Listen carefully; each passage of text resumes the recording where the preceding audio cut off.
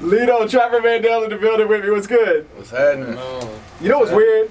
I was thinking about this a minute ago when you was on your way up. Like, we've known each other for how long? Like, about 15. Yeah, a long time. And I'm like, how am I supposed to ask you a question and like interview you when I know you? Like, we have lunch sometimes, you know what I'm saying? So I was just like, you know what? Interview your damn self. I'm just gonna sit here and, you know what I'm saying? Like, if there's any questions you guys want to, You want me to ask and answer the question? you can ask your own questions, answer your own questions, whatever it is you want to do. Because I was like, this is gonna be awkward. Like, I mean, I've interviewed you obviously plenty of times before, but I'm just like, well, Trap Stars out now. It's a great project. Trap Stars out now. Streaming platforms. It's about Trapper Mandel right now. Anyway, Yeah, there we go. See, I don't know him that well, so I can talk to him and ask him questions. How did you two link up? Really like through some mutual friends. Really like, they were playing my music for him, and we kind of linked up like it. And he was dropping a Hot Chicken project, and I forgot what was we recording it. Right up the street, right here off Music Row. I was working on a Hot Chicken project last summer and reaching out to a lot of like Nashville-based talent. So when I came in there, his name was ringing. You know, Okay. I'm just not in denial of raw talent. Did it just pick up from there? Were you like, you know what, we finna work together more often. I'm finna make this happen. For sure. I mean, you know, I'm just vibe conscious, and when we worked, we did 2 songs within an hour of linking. And even when we shot that first video, you know, some people just kind of have it. Some people have like that innate talent, and like I said, I'm not one to try to hold anybody back. If anything, I want to try to bring what we got going here, you know, locally or the homegrown talent more to the forefront. Right. So your goal then would be to make him a bigger artist than you? Yeah, definitely. That's a great way of putting it. All right. You know, I won't be rapping forever. So Yeah. I want to be in music. I want to be in the music business. So I want to try to bring others up past me. Maybe when I need some help, they can, you know, throw me a life jacket, if you will, or whatever, a lifeline. I know I get a lot of heat, especially from local talent here. I know you get a lot of heat too. Like, I don't know. Seriously. But this is what I tell people all the time is I can't name the artist I'm talking about, but somebody I know signed a pretty good to a pretty good opportunity recently, and I said, don't worry about bringing anybody else along, because a lot of people, the second you sign, you know, the second you start getting something going for you, people are like, yo, you need to put somebody on. Like, well, I'm not where I want to be yet. For sure. And I feel like you get a lot of that. You'll get a lot of that heat, and you're gonna get it too. Yeah, most definitely. And just be ready for it. That's all I'm saying. Is be ready for it, because you can't do everything for everybody. Yeah, I mean, it's just like a life thing. It's just like you can't help anyone until you can help yourself. Yeah. And I've tried. I've signed a few artists. I've mentored artists from around here, and like you said, in large part, like I had to get straight. I had to figure some things out for myself to even be in a position to truly help, or, you know, where my brand name was strong enough to help power someone else's along. So it's a process. I use the Starlito blueprint all the time. Anytime I talk to an artist, and they're like, well, what do I got to do? I'm like, there's somebody in the city right now that has done it without help from anybody. And still doing it. And still doing it at a high level. Got merch. Got everything. You've got the whole blueprint. It's like you really have. Though. And I've said this to you last time we sat down. Like, I feel like what you've done and the way you've done it is the wave of the future. Like, you're almost before your time, because streaming is the thing now. And you came up when you were getting streams before streaming was really the thing to do. You know what I mean? Like, you're probably one of the first artists that broke that mold of this is the way you have to do it. You did it another way. Well, I mean, since I've been in the game, in the music business, from the time I signed my first production deals, distribution agreements, and all like that, I've seen the game change 4 or 5 times. I brought you my first record on a vinyl record. Yeah. You know, like an actual like vinyl record, Very good. turntable, scratching. And I saw. Still have it, by the way. That's what's up. I seen the ringtone era come and go. Uh-huh. You know, like you said, I signed a distribution deal right when digital downloads were prevalent, and I was doing 10, 15,000 units without pressing a CD. I pressed hundreds of thousands of compact discs in my career, like at cost. Right. So it's like seeing that change and where it's not as much overhead, and you can put your money and you can put your energy in the other parts of breaking the music. And then as soon as I kind of cornered that and could release 3-4 projects a year and do numbers and make 80% off of it, well, now no one's downloading anything anymore. Now they're paying $10 a month and streaming. So you gotta stay current in that age. And like now, like visuals, you know, have a couple 100 million views on YouTube and otherwise, like you just have to stay ahead of the curve. And that's like, even those stats and those metrics is just, it's not to brag, it's to say like you have to stay relevant in whatever the climate is, however music is being serviced. And so it's just like educating yourself. It's whatever your job is. I'm sure your job has changed from the time you got into it. I mean, I know your profiles changed. You're running things around here. I got putting a statue up outside the stage. So, you know, it's just like, and that's the same thing with the artists I work with. I want to like show them hands-on or teach what I can, and not as a big me, little anybody else, but like, hey, this is what it takes. This is what you have to do in terms of work ethic or meeting the demand. Right. What have you learned from him the most? Like, if I'm sure you've learned a lot, but like, what is the one thing you've taken away from him that maybe you weren't awake to at first, and now you're like, yo, like I get it now? His work ethic, really. Yeah. It's like, it's more than just doing music. Like, anybody can go in there and, you know, just make a record. Make all the records you can. But like, it's more than just staying focused. Really, like the main thing that's the main thing that I really got from him is the work ethic. Right. So just staying active. Really. Yeah, you're just getting started. The second you make a record, that's the beginning of it. Yeah, you know what I'm saying? And then there's a lot of other steps to go like, through. I tell him, I don't even see how he do it sometimes. He don't never sleep. Doing 100 things at one time, so I'd be like, man, I don't do nothing but I go in the studio, I make some records, I put it out, and it's just like, there it is. But like, it takes way more than that. And that's really what I'm trying to, you know, stay on right now. Yeah, he's a machine. Exactly. He's been a machine his entire career. Exactly. And it'll turn you into one. So yeah. It's just like, it's good to be around that. Yeah, that energy alone of people that, especially like Lito, that has done it for so long, continues to do it at a very high level. And like I said, man, I think you've made the blueprint for not just artists here, but artists everywhere of how to grow a fan base and how to, you know what I mean? Like every year, it seems your numbers continue to get better and better. I'm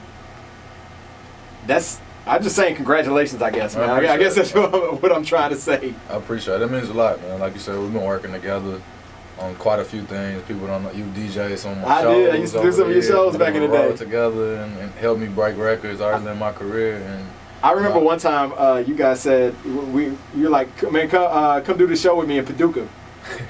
For some reason, I thought Paducah was like right past Clarksville. So I was like, we got like an hour ride. We was almost in Illinois. I didn't know this. I had no idea. So I was about 2.5 hours. Man, it was a long. I was like, so we passed Clarksville. I'm like, all right, we'll be there any minute. Well, we're going like 8.5 hours. Yeah, this Friday. So we've come a long way even from that. And then you're doing your own. I know you've done a couple tours that you've done basically yourself. You've done all the work. Yeah. So you getting the ticket sales from that. Man, see, you putting Uncle Sam on there. But yeah, I'll reverse that then. I mean, it's a part of the grind. Yeah. It's my mantra, is what I stand on, grind hard. Like, I'm not going to wait on the money to come. That's the slow way. And even if the grind is a slow grind, like my last tour, I put us on about 80% of the dates. I got booked for a few of them, but when I went out with Don Trill, we played 43 cities. Wow. I think I booked like 31 of them myself.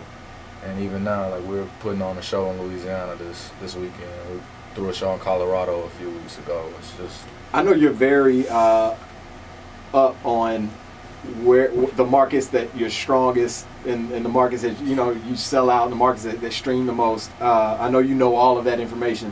What city would you say is like the most surprising when you first started looking at this? Like, yo, like I'm big here. Like that's wild. Like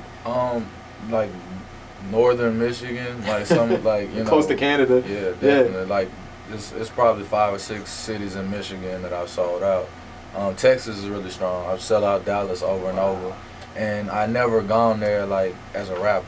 You know, Right. if I was just going as a tourist or All-Star Weekend or something like that. When I started playing gigs down there, to be able to sell out some of those southwestern markets like Phoenix and Denver and otherwise, it's always surprising. But I mean, thankfully I'm back in the space to play here. I think we're doing a show together, me and Trapper Mandel, homecoming weekend. Nice. So details will be forthcoming. Oh, you haven't released that yet? Nah, Okay. I'm just throwing it out there. All right. Get ready for it. Right, and it feels good to be able to play at home. Absolutely. I remember when Grey Goose first took off a long time ago. And I still say to this day, I think when we got here, Quanti Cash I was the record. And then I wasn't here for I Represent. But between I and Grey Goose, those are the biggest records I've ever heard in Nashville. Like when you played them in the club, like you waited till 1 o'clock to play that record in Climax. And I don't know that there's been a record out of this city that's been that big since. Yeah, And you can I can't still name play it. You can still play them. Yeah, absolutely. Sure. It's classic. Yeah, I mean, Quanti Cash, like that was, I can say that was an artist that came before me that definitely directly inspired, you know, a lot of what I had going on. The time when I was, like you said, the biggest thing, I wasn't even really rapping at that time. But we from the same side of town, and he had a presence. You know, I see his van up the street. I knew like he was running his record label. He was producing, mixing. He was as hands-on as it got. Like, so seeing that and it being, you know, something that was tangible to you, like it helped kind of mold and inspire an artist like myself. So, what would you say was the biggest thing that you've overcome, like the biggest disappointment that you've overcome in your career? It's hard to even say because I'm not in a position to really dwell or focus on any of the pitfalls or disappointments. If anything, all that was just the things that pushed me forward. Like, so if I would, anything I could cite would be the reason why I took it to another level doing something else. If it was a record deal I had, let's say Cash Money or dealing with Yo Gotti's imprint, I don't have any like hard feelings because all those situations taught me how to boss up and taught me how to be the independent artist that I became. It's like I soaked all that up and turned it into snowballing into something else as opposed to, you know, whining or dwelling. I've gone through things locally right in front of everybody's face in the public eye, and rather than being disappointed by it, you just kind of evolve and you learn how to hustle up despite or in spite of all that stuff. So I feel like everything with you worked out the way it was supposed to. Yeah, for sure. I say that because, especially the way like major record labels are doing deals now, I feel like you're probably making a lot more money doing what you're doing and the way you're doing it than you would if you just signed and you was a new artist somewhere. You know what I'm saying? Yeah, like, it's intimidating. I still take those meetings. I sit down with the executives and they pull my numbers and it's like, what can we offer you? You're already you're doing that, or you're making more than our artists are. You know that. And sometimes just being honest, like some of the artists that are selling more or projected to be doing better, but you know, you got a few hands in your pocket and it's something different. I'd rather be, you know, and I don't mind like partnering or like even what I'm trying to create with other artists, partnerships. Sometimes it's like definitely a value in team, but control is something that can't even be spoken for in terms of controlling your own destiny. And I told you this, I think last time we had lunch, I said this year there'll be 4 or 5 artists that have #1 records and you'll make more money than them. You'll out earn them. Who's counting? Who's counting? I mean, that means something though. That's big to me. Like, I mean, I understand it. I understand what you're saying, but like, that's not what I wake up and go to sleep on. Especially not the competitive aspect of it. Like you were talking about, like artists from here. Like I want to see everybody prosper. There's enough. I do too. There's enough for everybody. What I do try to make sure I do is learn from like even what's working. Like how did they get that #1 record, or how do you peak your appeal, or how do you keep it going? Because a lot of times people peak too early, and you were talking about disappointments. That's one of the things I'm grateful for. I'm almost glad that early in my career none of those songs were like quote unquote hits, because that would have been the standard I was held to, versus being able to grow and have my audience grow with me. And then you chase those hits rather than chasing your you audience. know, like, and at this point I'm selling personality. Like, I'm the best in the world at being myself. Right. And so, like, that doesn't expire. You know, some of my favorite artists I've been listening to for 20 years. I remember I had Boosie in here one time, and he told me we got on the value of having real fans. Mm. He was like, man, I can go and I can sell no copies of any records, but I can go to any city and sell it out because I have fans. And that was, I don't know, it just kind of triggered something in me like, yo, like, this dude is right. People mess with this dude so tough because he has fans. Mm-hmm. He'll never not have a job. He'll never not be able to earn because he can go to any city at any point in time and sell something out and make some money. Because it's him. It's not a record. Right. Yeah, right. You know? He's not attached to one thing. Right. When you first got started getting involved with Lito, was it kind of, I'm sure you probably grew up on his music, listening to a lot of things. Sure. Was it kind of nerve-wracking for you? Were you a little nervous the first time you got in the studio with him? Probably like, yeah. I mean, like, as far as getting on the track, because, you know, you kind of got to hold your own when you're getting on the track with him. I'm sure you're confident enough to know. Yeah. Now it's like I built a relationship with him, right. So now it's like bread and butter. We can do whatever now. But at first it was real nervous because he can go in there, no pen or nothing, and just, you know, I was telling him I don't record like that. I always have my stuff wrote down and jotted, so I'll be prepared for whatever I'm, you know, encountering with. But yeah, it was most definitely nerve-wracking at first, but I made the best of it. I would ask this. I'm going to ask you, and I want you to answer the same question. What would be your goal for you? And I'm going to, Lito, I want you to answer the question like, what would be your goal for Trapper Mandel? So you first.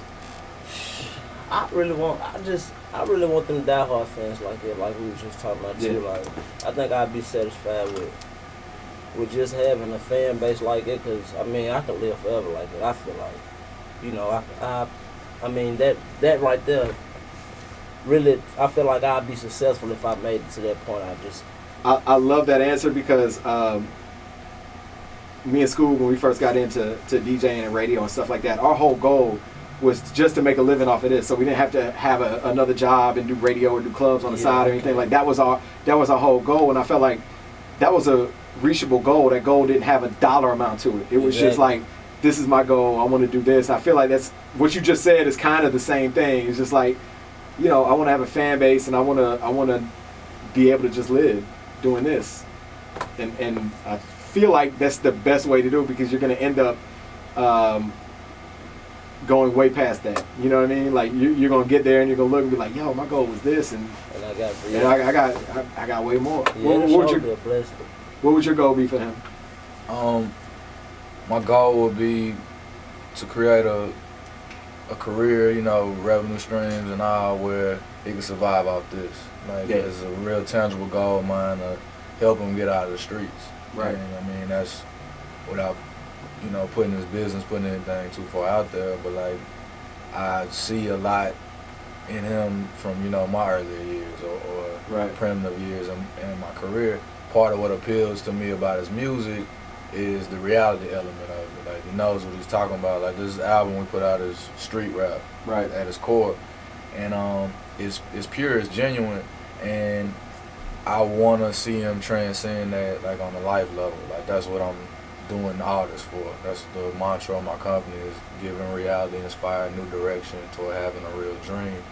The other day I saw him post something about it made his mom cry to hear him on the radio and see him on TV in the same day. And that was a good day. Like, that's worth more than the money that we're gonna make off this project or touring. I mean, and all that's just like you said, a byproduct. If we do it right, the money that come with it. But I genuinely, like, it's about creating opportunities for me. Like, whatever money I make is cool, but to know that I support 10 other people, be it my staff or people that work with my company, or like, that means as much as what I'm able to do for myself to be able to support my family. And so I want to create the opportunity. I feel the same way. I feel like you and I are kind of in the same spot in our careers because, you know, Zach is up at WGCI in Chicago, and, you know, he came from us, and then DJ Jazzy T is at the Beat in Atlanta, and she came from us, and Lizette Love is leaving for a bigger job, which I'm not allowed to say for where she's going or what day part she's doing, or any of that. But it's a much bigger job, so it feels good. I remember when they're interviewing for these jobs, I'm just thinking like, I'm way more excited for them than I ever was for myself. For sure. And getting a promotion or a job or anything like that. It's an indescribable feeling to see people that you helped, and you don't take credit for anybody's success at all. Right, you know what I'm saying? But people that you helped or that came up under you at some point move on to bigger, better things. It's definitely a great feeling, man. So I hope that you get that feeling with Trapper Mandel, and I hope you get it with hundreds of others after that. You know what I mean? Like, sure. Just got to keep the ball rolling. And the same thing for you. Like, you know, you'll be. I know it's hard to see right now because I'm sure you're extremely young. You know what I'm saying? One day you'll be the OG in the room, and when you are, like, you'll be defined by the people that are still out there doing it. You know what I mean? Right. And make sure the right people are defining you. You know what I'm saying? So sure. Make sure you're putting those people on. We missing anything? Anybody you want to shout out? Anybody while you're here? Yeah, let me give a shout out to my mama while we at it. For sure. She probably listening she probably gonna be listening to the radio and stuff. So. Good. Thank you for listening. Yes, Yeah, sir. thank you for listening. Shout Thank out. you for having me. You know. Lito?